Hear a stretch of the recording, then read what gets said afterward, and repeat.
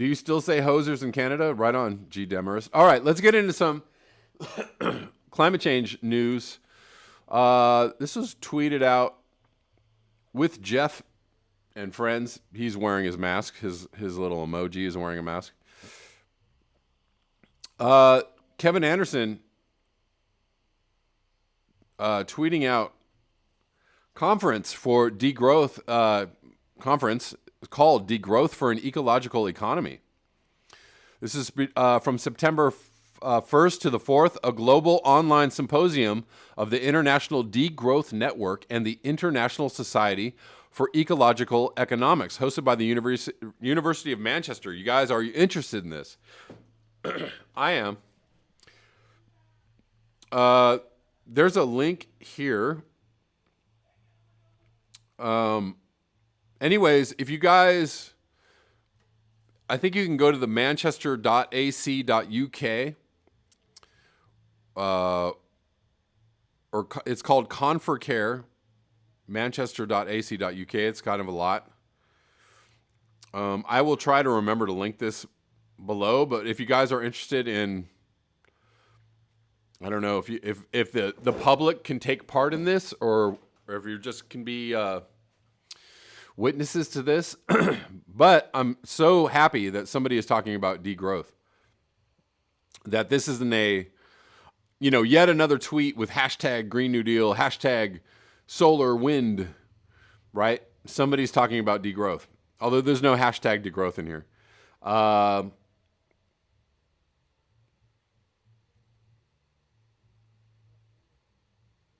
So yeah, there is a link to register for the event. Somebody says the degrowth community is really growing fast. Yes, indeed. The degrowth community is here, and it is alive and well. And we are we focus on all things degrowth on this channel. I know, G. Demarest, ecological economics, right? There is an economic component to that. So yeah, that, something to be wary of course. This tweeted out by Go Green at Eco Warriors. EU and China are allowing the Amazon to burn down without both Arctic and Amazon rainforest. Our extinction as a species is assured long before 2100. This is an article from eco-business.com. Here it is. Fires threaten the Amazon once again. What have we learned? This is from yesterday, August 28th. Data suggests an Amazon fire season worse than 2019's that shocked the world. So what are international investors doing about it? Why do we care about what? I mean, it'd be nice if they were stopping it, but international investment is driving ecological destruction, straight up. Unless people are,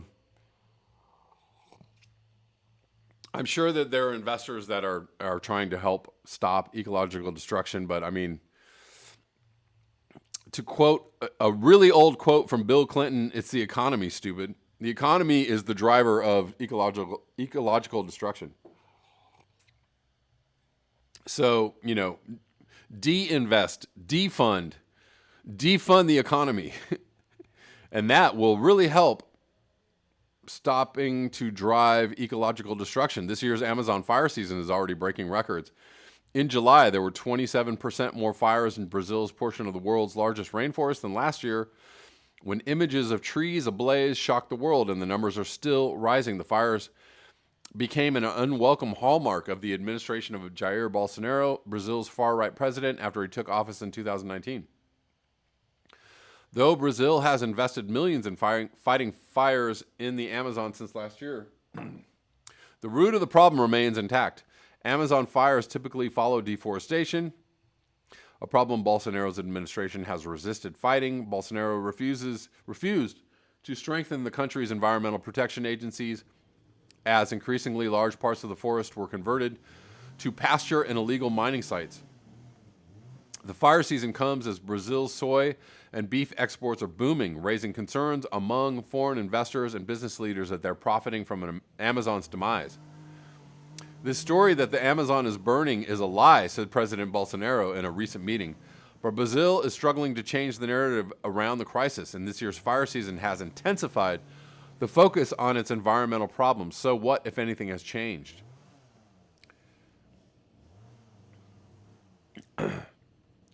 What's different about the Amazon fire season this year? In short, there is more deadwood available to feed the flames when political and business leaders across the globe expressed outrage last year at Brazil's inability to stop the Amazon burning. Former Army Captain Bolsonaro sent in the military. Data suggests that helped curb fires in the ensuing months, but deforestation kept rising and the military didn't hold the perpetrators accountable. That means that this year farmers and land grabbers are free to burn what they meant to last year, plus all the trees they've cut down since. Research from the Amazon Environmental Research Institute calculates that roughly 9,000 square kilometers of destroyed forest have been left to burn as of August this year. If 60% goes up in flame, this year's season will be as bad as last year's. If all of it burns, however, it could lead to an unprecedented health calamity in the region by adding to the effects of COVID-19, IPAM wrote. Did the world's outrage last year make a difference? Good question. Yes, but there have been no significant changes in policy. So no. Sure it did, but no. No significant changes in policy or in farmers' profit margins. So no, the world's outrage, just made everybody go, oh my God, this is terrible. What are we going to do? Nothing. Investors from Brazil and abroad reacted strongly to the government's inability to control deforestation and fires. Well, hey guys, that's bad. That's a pretty strong reaction there. Links between environmental destruction and the supply chains of major agribusiness players have also been spotlighted. So that's the problem right here. Links between environmental destruction and the supply chain of major agribusiness players have also been spotlighted. Well, that's the whole thing, right? That's actually what's happening. And all of this is being allowed, right? No, there's no we're going to stop this. Oh, we must stop this. All of this is allowed. All of this is not only allowed, it's encouraged. Because why? Money, money, money, money, as the song goes. The government made setting fires in the Amazon illegal after a group of global investors said it was concerned about the country's environmental record. Yet inaction led Nordea Asset Management, the investment arm of Europe's largest financial services group, to drop JBS, the world's largest meat packer, in July. HSBC also warned investors about the risk of investing in JBS, arguing the company was unable to monitor its own supply chain for connections to illegal activity. There you go. China's COFCO, one of the biggest trading companies in Brazil, promised to make its soy supply chain fully traceable by 2023. Well, still a couple of years out. Maybe by 2023, people will forget that there was even a problem, right? Or, I don't know, maybe the rest of the world will be on fire. I don't know, 2023. What's happening in 2023, guys? I don't know, full lockdown?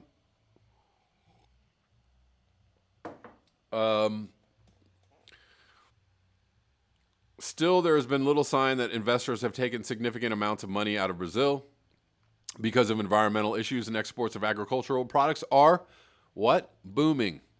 Even as their links to illegal deforestation become apparent. Of course they are. Why? Because they don't really care.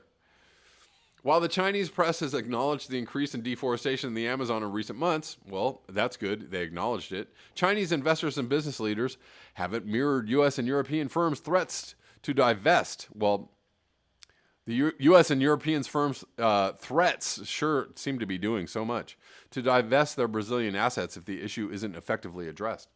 Action from China could have major positive consequences, researchers say, as the Brazilian meat industry's dependence on Chinese buyers continues to grow. Many farmers believe that if European firms boycott them,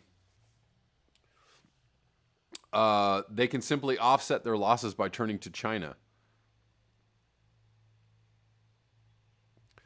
Chinese officials have so far avoided taking a stand against surging deforestation in Brazil.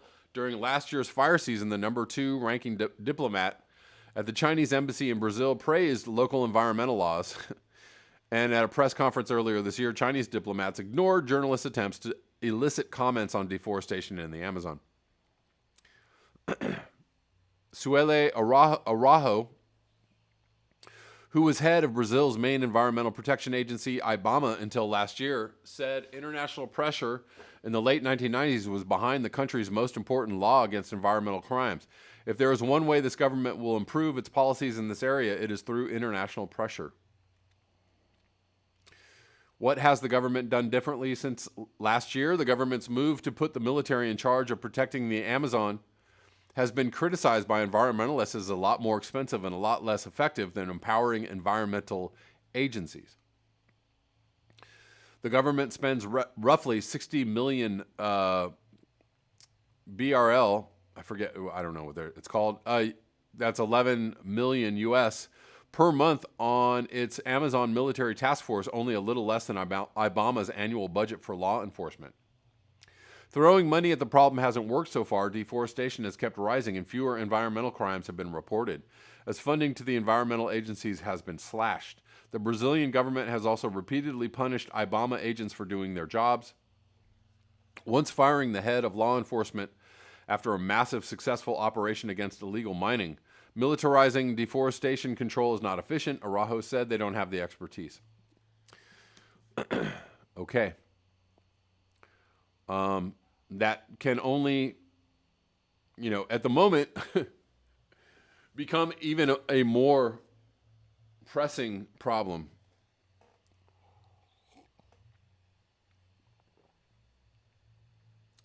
Deebs 270 says autism, just to go back to our original conversation, autism has likely been around since the dawn of Homo sapiens.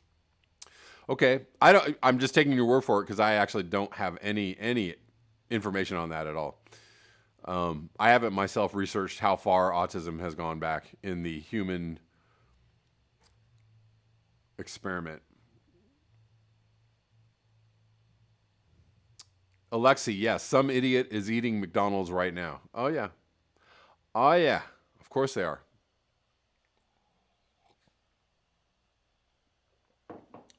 Doomhound, I wish I lived in an Earth ship. Yeah. Kevin Shanholzer, indeed, the major driver of deforestation is the human stomach.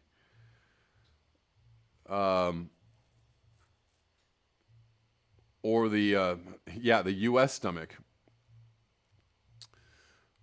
European as well, Chinese as well. Let's move on. This is the article I wanted to cover today. More about agriculture and climate change. This is from The Guardian from August 26th. Unless we change course, the U.S. agricultural system could collapse. Let's read on. Our food supply comes from an environmentally unsustainable system that is going to unravel.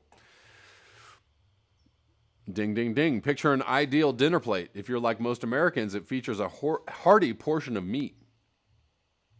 From animals fattened on Midwestern corn and soybeans and a helping of vegetables largely trucked in from California, the unique landscapes we rely on to deliver this bounty, the twin jewels of the U.S. food system, are locked in a state of slow-motion ecological unraveling. California's agricultural sector has flourished from decades of easy access to water in one of the globe's biggest swaths of Mediterranean climate. The Sierra Nevada, the spine of mountains that runs along California's eastern flank, captures an annual cache of snow that, when it melts, cascades into a network of government-built dams, canals, and aqueducts that deliver irrigation water to farmers in the adjoining Central Valley. In light snow years, farmers could tap aquifers that had built up over millennia to offset the shortfall. But the Sierra snowpack has shown an overall declining trend for decades, most dramatically during the Great California Drought of 2012 to 2016, and it will dwindle further over the next several decades as the climate warms, a growing body of research suggests. A 2018 paper by Lawrence Berkeley National Laboratory Researchers articulates the alarming consensus, a future of consistent low to no snowpack for the Sierra Nevada, the irrigation jewel of our vegetable patch. Even as snowmelt gushing from the mountains dwindles, the Central Valley farming behemoth gets ever more ravenous for irrigation water, switching from annual crops that can be fallowed in dry years to almond and pistachio groves, which require huge upfront investments and need to be watered every year. As a result, farm operations are increasingly resorting to tapping the water beneath them. Between 2002 and 2017, a period including 2 massive droughts, farmers siphoned enough water from the valley's aquifers to fill Louisiana's Lake Pontchartrain 3 times. That is a lot of water. As the water vanishes, the ground settles and sinks in uneven and unpredictable ways, a phenomenon known as subsidence. By 2012, large sections of the Central Valley were sinking by as much as 2 feet a year. In addition to damaging roads, bridges, houses, sewage pipes, and pretty much all built infrastructure, subsidence snarls up the canals that carry snowmelt from Sierra Nevada. Thus, we have a vicious circle. Reduced snowmelt means less water flowing through government-run irrigation channels, which pushes farmers to pump more water from underground, causing more subsidence that damages those channels and reduces their flow capacity, pushing farmers to accelerate the cycle by pumping more water from underground. 1,700 miles to the east, the prevailing agricultural system consumes a different but equally precious resource, soil. Then, when white settlers seized what we now call the Corn Belt from indigenous inhabitants in the 19th century, they found thousands of miles of prairies and marshlands, with hundreds of species of perennial wild grasses, legumes, and flowers that towered over their heads, with roots plunging just as deep into the earth, buying carbon from the atmosphere and feeding a teeming web of microorganisms that break down and cycle nutrients. Above ground, vast herds of bison ate their way through the fields, stimulating new plant growth and recycling nutrients through their manure. Interactions between Native Americans, plants, animals, microbes, and climate left behind a majestic store of fertile topsoil that scientists call mollisoil. Even today, the U.S. Midwest boasts the largest of 4 major mollisoil stores on the planet. Mollisoils develop over millennia, yet can be squandered in decades. U.S. colonial settler agriculture transformed this ecological niche, a landmass 1.5 times the size of California, into a factory churning out just 2 crops, corn and soybeans. This kind of agriculture fouls water as a matter of course. Since corn and soybeans are planted in the spring and harvested in the fall, the vast majority of Corn Belt farmland lies bare for the winter months, leaving the ground naked when storms hit. These deluges pummel bare topsoil and send it and the agrochemicals and manure farmers apply to it, cascading off farms and into streams and creeks that flow into rivers,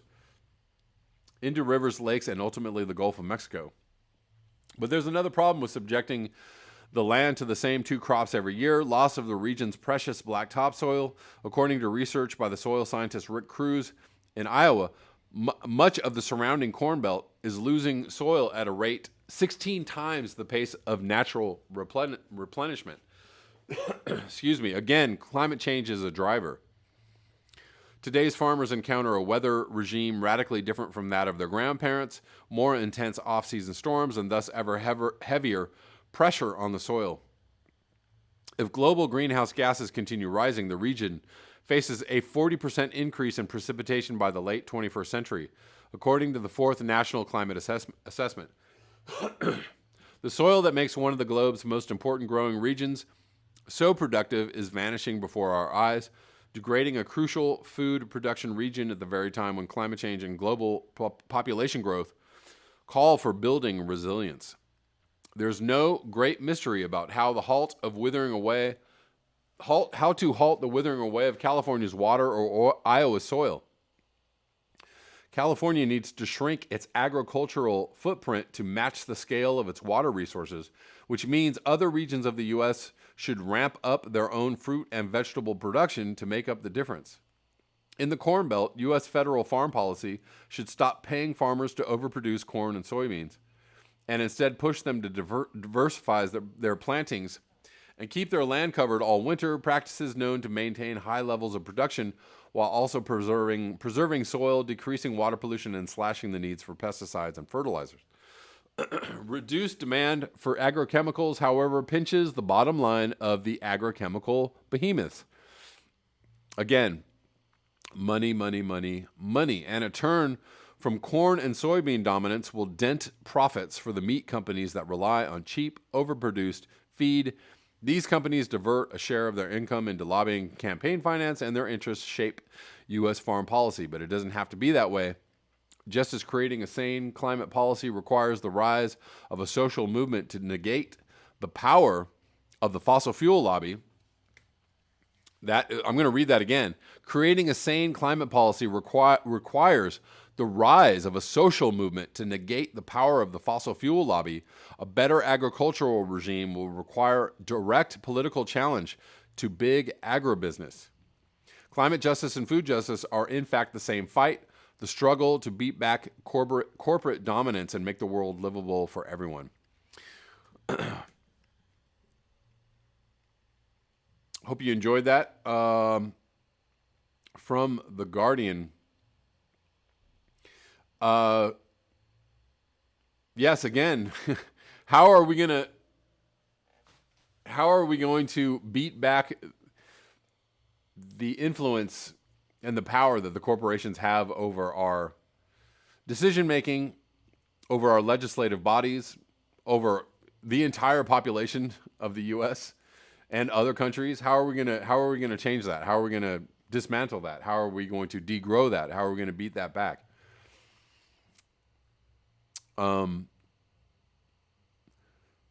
These movements are all important. And lastly, I want to hold on one second.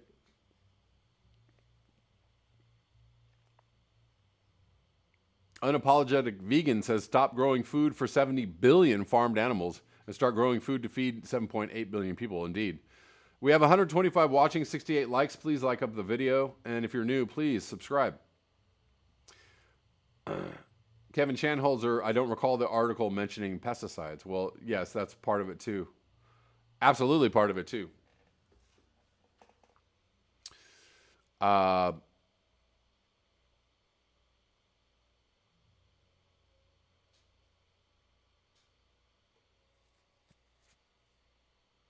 Creative experiments. The subsidies don't cover distribution, so food is already free. The reason it costs money is shipping. Doomhound, diversifying food stocks. What a novel idea. Indeed. Richard Monroe, moderate drought here doesn't stop people from watering their lawns. Indeed. Washing cars. John Ziggy Kelleher. Indeed.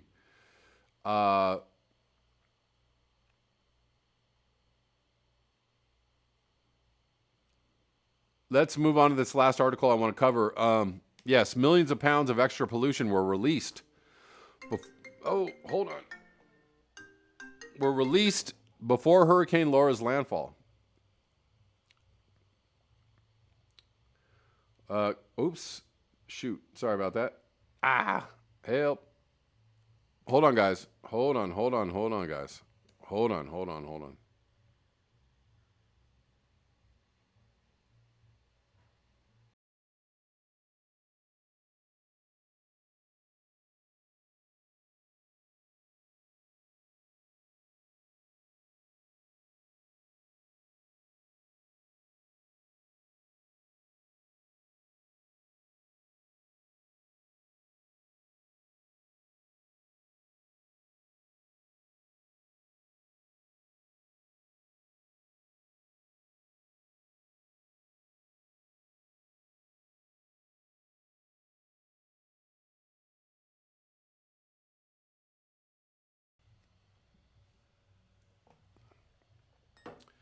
Sorry about that. Let's get into this. This is from yesterday, August 28th. Hurricane Laura tore through a region that is home to dozens of major oil refineries, petrochemical plants, and plastics facilities. Now residents could be breathing dangerously polluted air from those sites. public health experts and local advocates say. The pollution began before the storm even made landfall. In the 2 days before the storm arrived, facilities in Texas released more than 4 million pounds of extra air pollution, according to reports the companies made to state environmental regulators that were analyzed by the nonprofit Environmental Defense Fund for NPR. The reported pollution includes chemicals such as benzene, a known human carcinogen, as well as substances such as nitrogen oxides that exacerbate respiratory illnesses. We go through this every hurricane, says Hilton Kelly, the director of the environmental group Community in Power and Development Association in Port Arthur, Texas, near where Hurricane Laura made landfall. Every time there's a major storm, the refineries go into shutdown mode. When petrochemical plants shut down, they often burn excess fuel and chemicals that can't safely linger in pipes in a process called flaring, which releases extra pollution into the air. Many air monitors that usually track such pollution also shut down when a storm approaches, which means there is little real-time information about what people are breathing. I'm hoping that there isn't a repeat of Hurricane Harvey, says Juan de Clay Barreto, a geographer at the Union of Concerned Scientists. In 2017, petrochemical facilities in that storm's path were flooded and released enormous amounts of pollution, including gasoline and other toxic chemicals. Without reliable air monitor information, public health officials weren't sure what was in the air for days after the storm. How much toxic pollution were people exposed to? How would you know if you didn't have the information about how many emissions came out? How can you do the modeling to see how much was deposited into the water, into the soil? DeClay Barreto says, it became difficult, if not impossible, to answer that accurately, and I fear there's going to be a repeat of that. Excuse me. A 2019 report by the Environmental Protection Agency Inspector General found that state and local authorities failed to adequately monitor air quality during Hurricane Harvey and failed to communicate risks effectively with residents. So what does that even mean? That they did a report and they found that they failed on all these levels. So are they going to not fail next time? Or does this require any changing of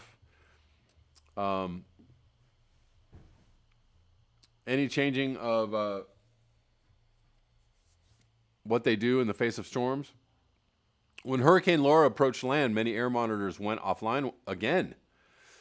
So apparently not. The Texas Department of Environmental Quality and Louisiana Department of Environmental Quality notified the EPA that they were shutting down air monitors. According to the agency, as of Friday morning, more than 25 air monitors in Texas remained offline. In Westlake, Louisiana, a chemical plant that produces chlorine for swimming pools caught fire due to the storm, prompting a shelter-in-place order on Thursday. The Louisiana Department of Environmental Quality began monitoring the air quality with the help of an EPA plane. An official said they did not detect chlorine in the air outside the facility. Okay. LDEQ spokesperson Gregory Langley says the agency did not shut down any air monitors, but some monitors stopped working during the storm. There are 5 monitors in the Calcasieu Parish and 3 in northwest Louisiana that lost power as a result of the storm. He said Friday morning, we are in the process of inspecting those monitors and getting power restored as soon as possible so we can bring them back online. Meanwhile, the EPA says it also has a mobile air monitoring laboratory it can deploy to monitor air pollution. The laboratory has equipment that can detect low levels of chemicals in the air. Jenna Durant, a spokesperson for the EPA region that includes Texas and Louisiana, explained in an email to NPR. As of Friday morning, the mobile lab was not operating in the areas affected by Hurricane Laura. Durant said the lab will be deployed if the Federal Emergency Management Agency requests it. FEMA said on Thursday afternoon that it had not asked the EPA to monitor the air. Okay, for many people, this is reliving all the horrors and the trauma of the past hurricanes in the Gulf. DeClay Barreto says the extra air pollution in particular is particularly worrisome this year because of the coronavirus pandemic. The virus is spreading considerably in both Louisiana and Texas.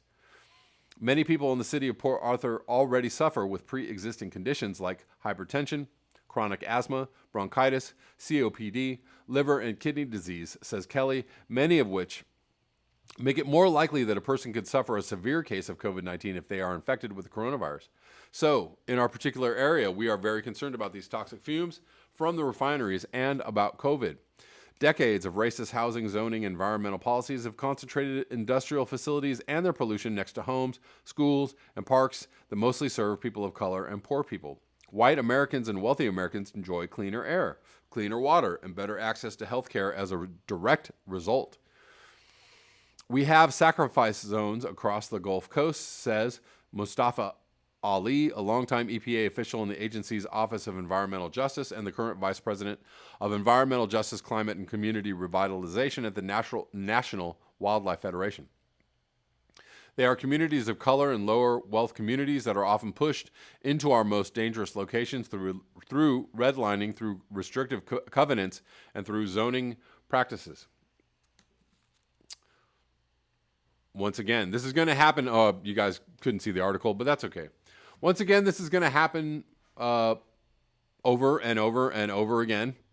There are going to be more and more strong hurricanes hitting these areas, hitting the Gulf, which is a prime fossil fuel shipping and refining area. So it's not going to end. It's going to get worse. Period. And all the monitoring and all the, all the safeguarding and all the monitoring isn't really going to do much in the end. You have to shut these businesses down. You have to shut this industry down. You have to move these things. You have to close them down and move them, dismantle them. Period. Creative experiments, BP oil spill happened under Obama? Sure. Cancer Coast, boil the rope, lampposts, yes. Richard Monroe, Trump said Laura was biggest yet minimum damage. Typical Trumpism, sure.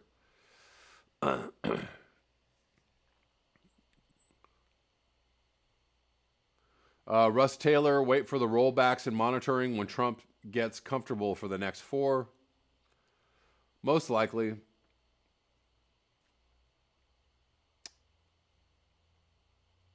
Donald McCarthy, stand for something, fall for nothing, fall with eyes wide shut.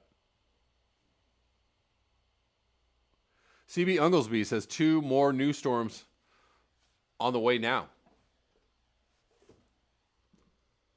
Hold, please.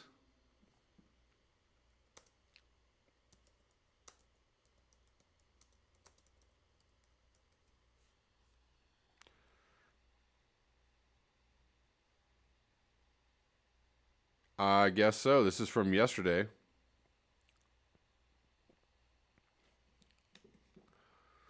Forecasters eye 2 developing systems in the Atlantic. Nana and Omar could be the next up on the heels of Hurricane Laura. So here they are, 2, I suppose they're tropical depressions at this point.